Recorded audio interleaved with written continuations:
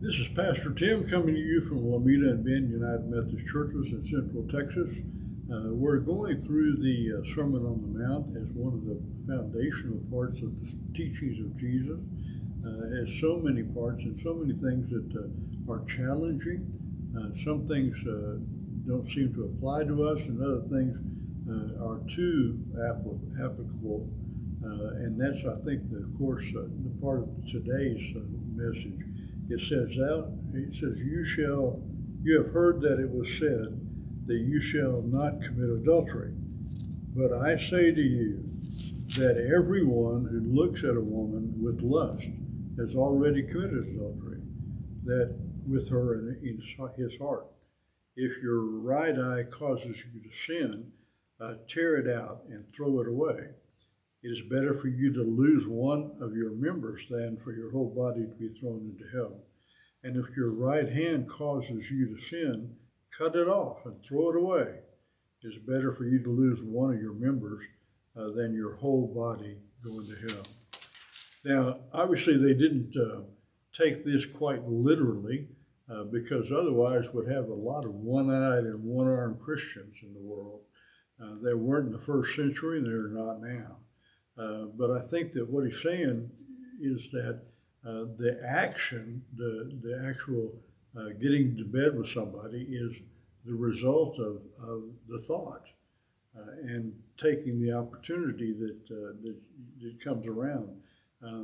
I think what God is saying is that we need to be faithful to one another and treat each other not as objects, but as persons.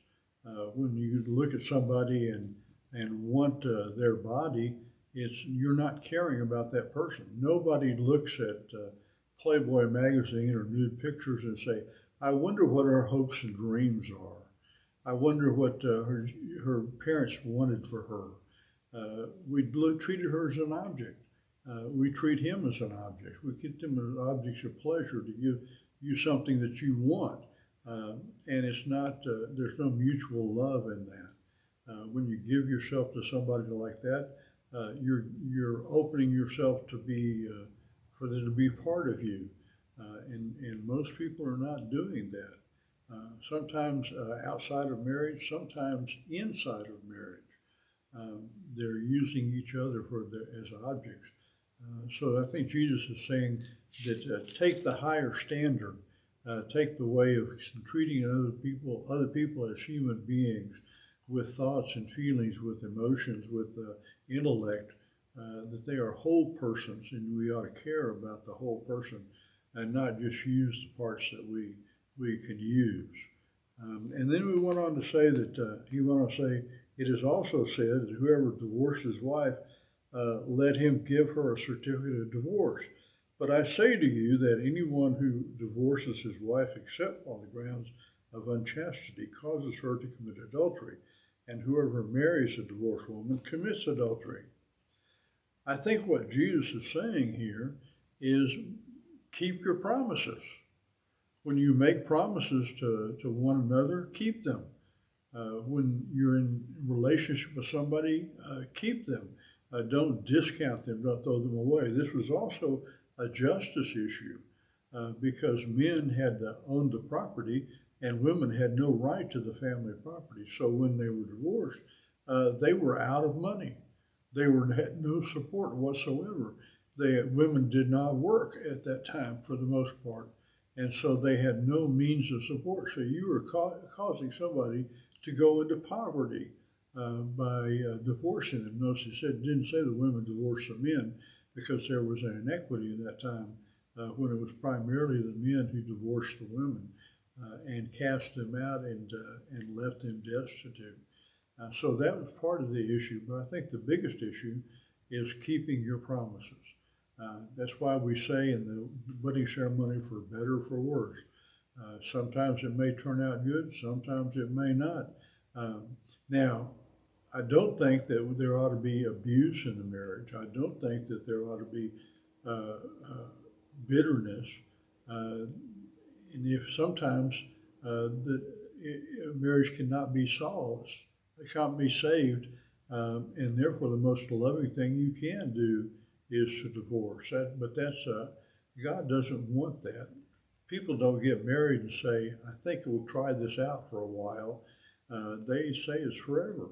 And that's what